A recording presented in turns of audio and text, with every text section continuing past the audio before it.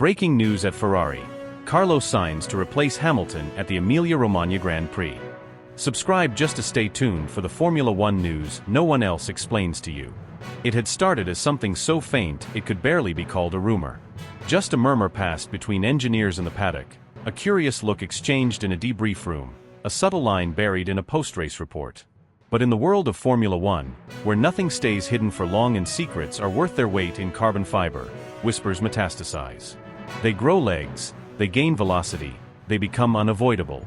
By the time the trucks were packed up in Miami and the private jets started lifting off toward Europe, what had once been unthinkable had already taken form in the shadows of Maranello. A narrative shift. A recalibration of power. Something had changed, permanently, irreversibly. Lewis Hamilton, the seven-time world champion, the most decorated driver in the history of the sport, the man who had walked away from the comfort of Mercedes to chase immortality in red, was no longer the golden project. No longer the centerpiece of Ferrari's resurrection. No longer the priority. Inside the iconic walls of the Gestione Sportiva, where legends are built and destroyed in equal measure, the sentiment had flipped. Not officially. Not in public. But behind the glass of the data rooms, behind closed office doors where only a handful of senior voices are allowed, the conclusion had already been drawn. Quietly. Ruthlessly. The Leclerc camp, long frustrated by the constant questions about parity, had been patient. They knew that sentiment alone wouldn't keep Charles at Ferrari forever. Performance would. Miami was never supposed to be a showdown. But that's exactly what it became. A trial by fire. And under the brutal heat of South Beach, in a race designed for glamour and spectacle, the true power balance inside Ferrari was laid bare for everyone to see. Not through a radio message. Not through an overt strategic blunder. But through something far more damaging: exposure. In the opening phase of the race, it was clear that Hamilton was executing his role to perfection. He'd nailed the start. Defended against threats from behind. Kept the car in the optimal window. It was the kind of performance he had built his legacy on: calm, calculated, unshakable. But Leclerc, though starting just behind him, was in another rhythm entirely. The grip was there. The aggression. The confidence. He hunted Hamilton not like a teammate waiting for a call, but like a predator waiting for a weakness. And the moment Ferrari gave the word, he didn't hesitate. He took the position, cleanly but without remorse. And the message, though never officially transmitted, rang clear through every garage and hospitality suite on the grid. Subscribe just to stay tuned for the Formula One news no one else explains to you. Leclerc was now the team leader. What followed wasn't an argument. It wasn't a rebellion. It was worse: silence. Hamilton didn't raise his voice on the radio. He didn't question the decision. He didn't even seem surprised. That silence spoke volumes. It wasn't the silence of a driver outpaced. It was the silence of a man who understood he'd been repositioned. From leader to lieutenant. From icon to placeholder. And then came the fallout.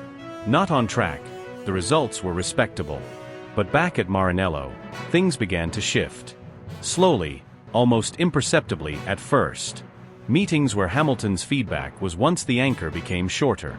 Engineering debriefs began favoring Leclerc's preferences. Development paths for future upgrades skewed toward setups that suited Charles's driving style. Even simulator sessions began allocating disproportionate time to the Monégasque. The data was cited, of course. Always the data. The car's balance, the projected race pace, the long-run deltas. But behind those numbers was a different reality. Ferrari had made their decision. It wasn't malicious. It wasn't personal. It was strategic. In a season where every point mattered, where Red Bull's dominance was faltering and McLaren's resurgence loomed like a tidal wave, Ferrari didn't believe they had time for equal footing. They needed clarity. Direction. And Charles Leclerc had quietly, effectively, assumed control of that narrative. Not through demands or politics, but through performance. Every time he took to the track, he validated the internal shift. Whether it was in the wet, under safety car pressure, or managing tire drop-off, Leclerc had answers.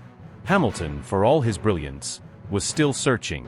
The SF24, by all accounts, wasn't a bad car.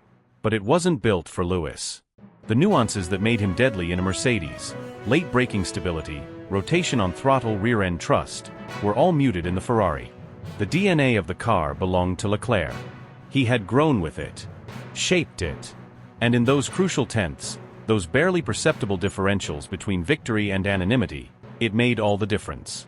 Engineers whispered it first, then performance analysts, then even senior figures, speaking off the record, that Hamilton's adaptation curve wasn't steep enough, that the simulator correlation was off, that the trust, in car, in team, in vision, was fracturing. And it wasn't just the technical staff noticing. Sponsors, media, former allies, even fans. The tone around Hamilton in red had changed. What began as breathless anticipation, the knight in scarlet armor, had become cautious doubt. Was this move the right one? Had Ferrari overpromised? Had Lewis underestimated the challenge? Subscribe just to stay tuned for the Formula One news no one else explains to you. In the paddock, rivals watched with barely hidden interest. At Mercedes, there were wry smiles. At Red Bull, knowing glances. At McLaren, the growing belief that they, not Ferrari, had the most cohesive package. And all the while, inside Lewis Hamilton's mind, something colder was forming. He's been here before. Disrespected, doubted, betrayed. Early in his career, it nearly broke him. Now, it galvanizes him. What Ferrari may not yet realize is that Hamilton doesn't need their belief. He doesn't require political favor or preferential treatment. He requires only one thing, a reason. And Miami had given him that reason. A reason to refocus, to sharpen, to rebuild from the inside. The most dangerous version of Lewis Hamilton isn't the one who feels invincible. It's the one who has something to prove. In the weeks following Miami, Hamilton's demeanor shifted. Colder in the paddock. Quieter in press conferences. More clinical on track. Lap times tightened. Setup notes became more detailed. He spent longer in the garage, poring over footage, analyzing Charles's lines, calculating. Every press answer was a mirror, polite, diplomatic, unrevealing. But inside, a storm brewed. Not against Charles, but against complacency. Against perception. Because Hamilton doesn't just race to win. He races to destroy narratives, to redefine them. And Ferrari, whether they knew it or not, had handed him one. He had been written off before. And each time, he returned sharper, hungrier, more ruthless. The next phase of the season wouldn't be about proving himself to the world. It would be about reminding Ferrari exactly who they had in their garage. Not just a legend of the past, but a force of the present. A driver who hadn't forgotten how to win, only how to be underestimated. Would you like a cinematic narration version of this story for YouTube voiceover? The world had seen many dramatic moments in Formula One. But nothing quite like this.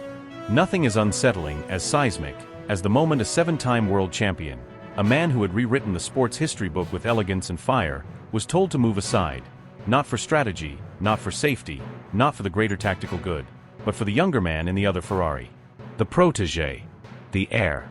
The one the Scuderia had invested years, resources, and emotion into building. And the world watched. In slow motion. In disbelief. As Lewis Hamilton, in red, yielded. Not with a fight. Not with a public protest. But with a silence that echoed louder than any outburst could have. It was the kind of silence that comes not from peace, but from shock. From the realization that something once unbreakable, trust, had been violated beyond repair. He had been brought in as the signal of a new era. Ferrari had promised evolution, reinvention. They told the world, and him, that this was not just a signing, it was a statement. That the most successful driver in history would wear red not to play second fiddle, but to bring glory back to Maranello. To lead. To elevate the team. To shape the culture. The photo shoots, the interviews, the marketing machine, they all celebrated him like a monarch reborn. But it was all smoke. Because in Formula One, the truth isn't in the headlines. It's in the radio calls. The pit wall priorities. The subtle tweaks to chassis balance. The upgrades that appear for one car and not the other. And when the call came, when they asked him to move, it became crystal clear. Ferrari never stopped being Ferrari. And the myth of equality was just that. A myth. Leclerc didn't say thank you. He didn't have to. The team didn't explain themselves. They didn't need to. The message had been delivered with brutal clarity. Charles was the project, the symbol, the face. And Lewis? Lewis was the insurance policy, the prestige hire, the politically correct headline. The reality, though, was that the second he lifted to let Leclerc pass, something inside him didn't just fracture. It collapsed. Because Hamilton knew better than anyone that in this sport, perception becomes reality faster than a tire degrades in the desert. And the perception now? That he was number 2. But the checkered flag was not the end of the story. It was the beginning of a political inferno.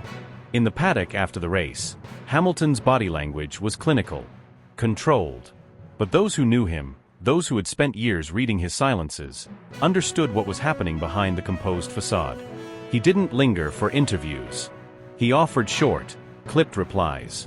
When asked about the swap, he didn't complain. He simply said, "I do what the team asks." Which, from Hamilton, was more damning than any accusation. In the garage, he avoided eye contact. No handshake with Charles. No interaction with the team boss. No banter with engineers. The air was thick, tense, radioactive. And behind closed doors, in the debrief, it detonated. He came armed with data. Sector analysis. Telemetry overlays. He showed where he had more traction, where he was faster in mid-speed corners, where his tire deg was lower. And then coldly, he asked, "So tell me again why we gave up position." The room fell silent. Because they all knew the answer. And none of them had the courage to say it. Meanwhile, on the other side of the Ferrari drama, far away from the spotlight, far from the cameras and social media frenzy, Carlos Sainz was watching. And listening. Because Carlos had never really left the conversation. He had been pushed out. Politely, respectfully, strategically, but pushed out nonetheless. Not because he wasn't delivering. He had delivered. A win in Australia. Consistent points. Measured aggression. He'd even outscored Leclerc on several weekends. But in this sport, numbers don't always speak loudest. Narratives do. And Ferrari's narrative didn't include him. Until now. The call came just past midnight. Not from a journalist. Not from a PR rep. But from someone inside the inner circle. Someone who didn't speak unless there was something serious in play. "Carlos," the voice said. "Are you ready?" Sainz didn't hesitate. "I've been ready," he replied. Because in his mind, he had never stopped racing. Never stopped preparing. He kept training through the media blackout. He kept his routines. Kept studying data. Kept mentally present. He knew how this sport worked. He knew how quickly tides turned. And now, the tide was surging back in his direction. He didn't ask for media control. He didn't beg for marketing features. He asked for one thing: equal machinery and full driver status. No third driver fluff. No reserve labels. No just in case. He wanted the seat. In Imola. As a full-time Ferrari race driver. And he wanted it now. By sunrise, decisions had been made. Quietly. Ruthlessly. Conversations were already underway with sponsors. Contingency plans were being prepared. And behind the walls of Maranello, a shift had begun. Because Ferrari had committed to a story that was starting to collapse under its own contradictions. The golden boy wasn't golden enough. The legend they brought in wasn't being treated like one. And now Carlos Sainz, the discarded soldier, was being offered the battlefield again. The paddock hadn't seen anything like this in years. It wasn't just a driver swap. It wasn't just politics. It was a power shift. A reckoning. And fans? They felt it. Social media exploded.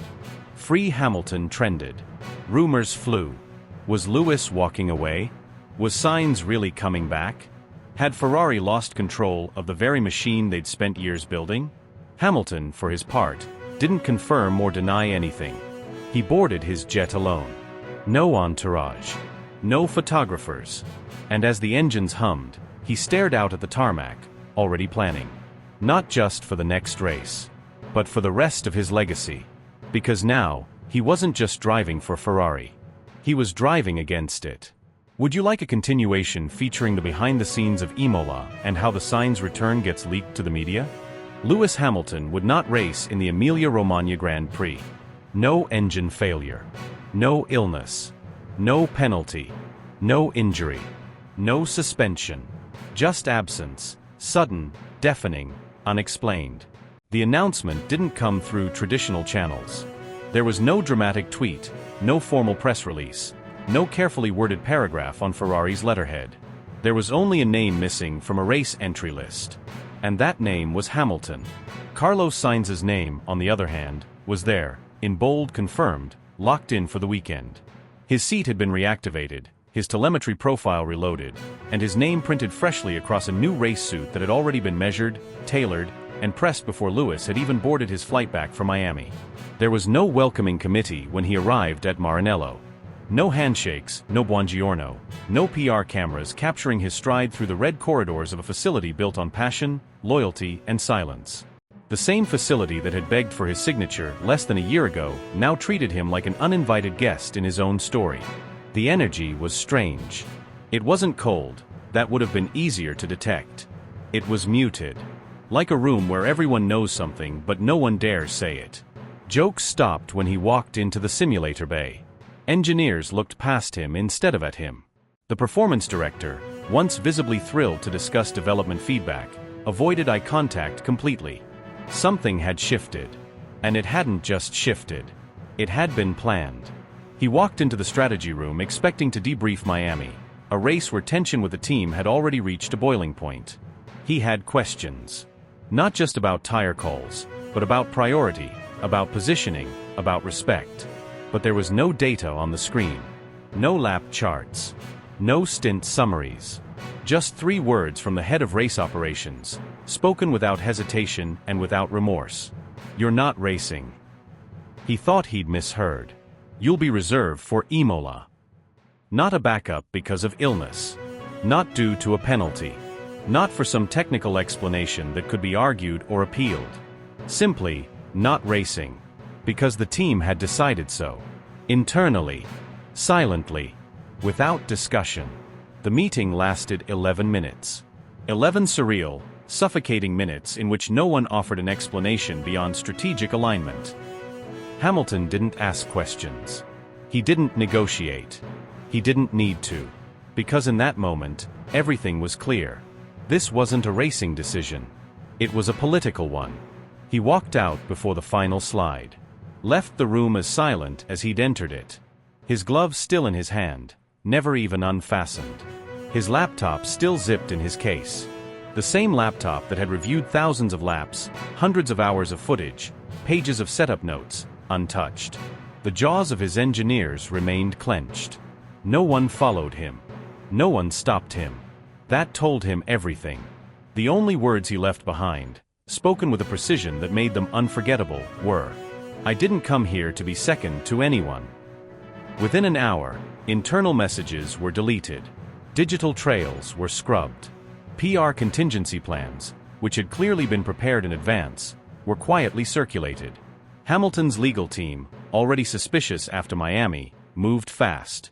The exit clause, buried deep in his contract under a section few ever reach, was triggered.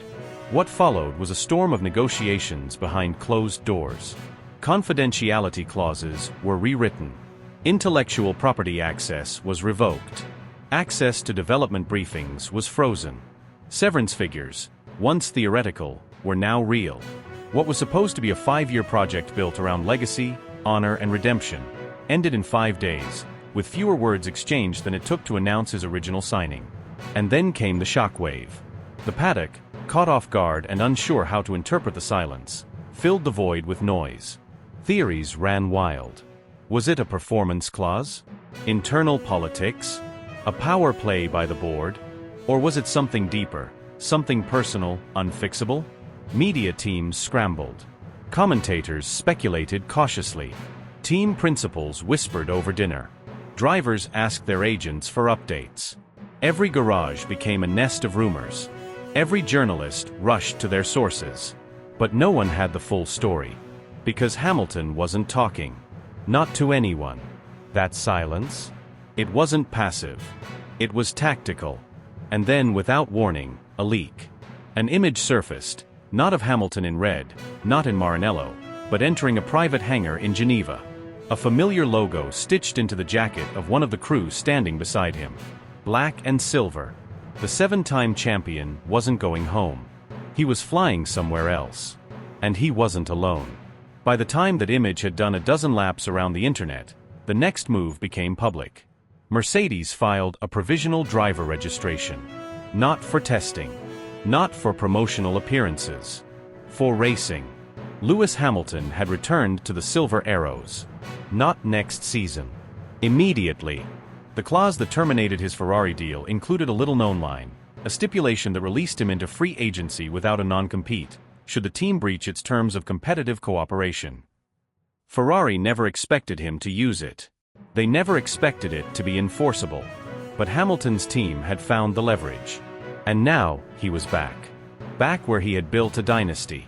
Back in a car he knew better than his own heartbeat. Back with a team that, for all its faults, had never silenced his voice or questioned his purpose. Ferrari was left scrambling. Carlos Sainz would race, yes, but under a cloud so heavy it nearly drowned out the Tifosi's cheers. They hadn't just lost a driver. They'd lost the driver. The one they had bet their future on. And in doing so, they'd reignited a version of Lewis Hamilton that hadn't been seen since 2021. Focused, furious, and with nothing left to prove except that he was still the most dangerous force in Formula One. The next race wouldn't just be about lap times. It would be about revenge. Would you like me to continue with the race weekend in Imola, showing how the shock move unfolds on track and how the paddock reacts in real time? He didn't vanish into silence, didn't retreat into the shadows like so many thought he would. He didn't fly off to an island or get lost in the plush confines of Monte Carlo's luxury. No. He didn't vanish because that's never been his style. He went somewhere far more symbolic. He went home. Not the penthouse. Not the glamorized apartment in Monaco. Not the retreats in LA or the mountains in Colorado. He went to the place where his name was etched into the very steel and carbon fiber of dominance. He returned to Brackley. To the heart of Mercedes-AMG Petronas. The place where dynasties were built. The headquarters where his sweat, his fire, his voice had shaped the golden era of Formula One. Where every corridor still echoes with his radio calls, where simulators still hold traces of his fingerprints, and where the very air inside the wind tunnel still seems to hum with the vibrations of championship glory. There are still engineers there who don't speak of him in the past tense. There are departments, strategy, performance, aero, that still measure their benchmark in terms of Hamilton standards. And there, behind those doors not open to the public, he met with Toto Wolff. No cameras. No press releases. No branded backdrops. No filtered social media posts with choreographed smiles. Just two men. The man who led Mercedes into a new world of dominance, and the man who executed that vision with relentless precision. A father figure in the racing world and the most successful driver of the turbo-hybrid era. They sat across from one another without the armor of title defense or the buzz of a season underway. No pretense. Just clarity. What they said to each other hasn't been leaked. No direct quotes. No anonymous insiders daring to betray that moment. But the impact of that meeting reverberated in whispers. The first murmur came quietly, from a mechanic who'd been there during the 2017 title fight. Then another, from someone in logistics. It didn't take long for the rumor to bloom into something undeniable. He's coming back. Not to race in a silver car, at least not yet. Not with a fresh contract or a press conference headline. But something had shifted. A bond had been reignited. The dormant connection that had been strained by time and decisions and politics had found its pulse again. And the paddock, that living, breathing organism of rumors and reactions, felt it immediately. Energy changed. Postures shifted. Media started phrasing questions differently. Team principals chose words more carefully. Because a sleeping giant, long thought settled into the twilight of his career, had stirred, and not out of nostalgia, but out of necessity. Meanwhile, over in Maranello, Ferrari didn't wait to react. They moved swiftly. With methodical intent, they turned back to a name they knew well, a driver they had once underestimated and now urgently needed. Carlos Sainz reappeared in red. No fanfare. No overproduced welcome video. Just a driver walking into the factory like he had never left. There were smiles, yes, but deeper than that, there was relief. In his stride, in his mannerisms, in his conversations with returning engineers, there was an unspoken confidence. He knew the systems. He knew the politics. He knew the flaws. And yet, he came back with fire. With purpose. It wasn't a return, it was a reclamation. The applause from the factory floor wasn't just about admiration. It was about stability. About regaining an edge that had slipped. About the feeling that someone was coming back not just to drive, but to fight. Carlos didn't ask questions. He didn't seek approval. He reactivated old rhythms and demanded the best from those around him. And in return, the team responded with a kind of focus they hadn't shown in months. Because Sainz had not forgotten what was taken from him. He had been cast aside for a project. For a promise. Now, that project was unraveling. And the throne he had been asked to surrender was suddenly open again. Leclerc, for his part, said nothing. Not publicly. Not on the record. No statements. But the silence itself spoke volumes. Sources close to the team noted a change. Not in behavior, but in energy. Charles wasn't warm. He wasn't cold either. He was controlled. Watchful. He knew exactly what Carlos brought. Not just talent. Not just experience. But a kind of relentless accountability. Sainz wouldn't fade into the background. He would challenge every decision. He would question every pit wall call. He would dissect every race strategy. And Charles knew that. He knew every session now came with a mirror. A shadow. A rival reborn. Inside the garage, the air turned dense. Divisions began to form, not outright, not open, but perceptible. One part of the team, still loyal to the man who wore number 44, now watched from afar as his presence returned in whispers and glances. Another part, invigorated by the familiarity of Sainz, operated with renewed clarity. But the unity that Ferrari had clung to earlier in the season was now fractured. It wasn't about building anymore. It was about managing the chaos. Ferrari, once obsessed with the long term, was now stuck in the immediate. The pressure to perform. The expectation to deliver. The panic to not collapse under the weight of its own decisions. They had traded a blueprint for a band-aid. And at the core of the storm stood two men on separate missions. Lewis Hamilton, walking not away from Ferrari, but away from the illusion he had been sold. He wasn't angry. Not outwardly. But underneath the surface was a calculation in motion. This wasn't just about betrayal. It was about clarity. He saw the house wasn't ready for the revolution. And so, he returned to the forge that made him. Not to dwell, but to reload. Carlos Sainz, returning not out of sentiment but out of unfinished business. He hadn't left Maranello as a failure. He had been ushered out prematurely. And now, he walked back in with every intention of reclaiming what had been denied. Not just a seat. Not just a role. But the respect that had been quietly stripped away in favor of a new vision that never materialized. And in the shadows, Toto Wolff watched. Not with malice. Not with arrogance. But with patience. Because he understood something no one else did. He knew that Hamilton doesn't just come back. He strikes. Not with vengeance. With legacy. With precision. And if the stars aligned, and they just might, silver would shine again not just in livery, but in dominance. And when that day comes, it won't be a feel-good story. It won't be redemption. It'll be retribution. It'll be the return of a champion no longer interested in proving himself, but determined to remind everyone what happens when they forget who he is.